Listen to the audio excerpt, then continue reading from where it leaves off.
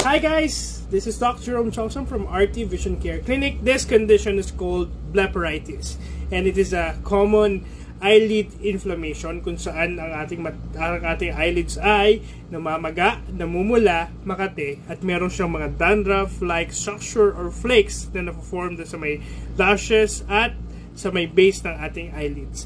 At usually nakukuha ito pag maraming bacteria po dun sa may lids natin. Normal po na may bacteria ang ating skin, pero pag nasobrahan siya, doon nagkakaroon ng inflammation po or blepharitis. At isa pang cause nito, pag oily yung mukha natin, hindi tayo naghihilamos, or isa pa is yung oil gland po ng mata natin ay may harang or barado siya. And hindi po ito nakakahawa, pero very uncomfortable siya. So meron ako home remedy na i-share sa inyo.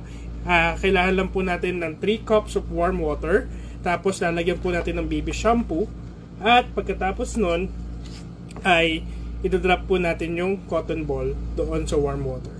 At pagka-drop po natin yan, i-eyelid scrub po natin yung ating eyelids for 15 seconds po. Tapos make sure habang ini-scrub natin siya ay sumasama yung mga parang dandruff-like structure. And then after that, pwede nyo pong i-warm compress, maghilamos muna tayo and then i-warm compress po natin for 10 to 15 minutes.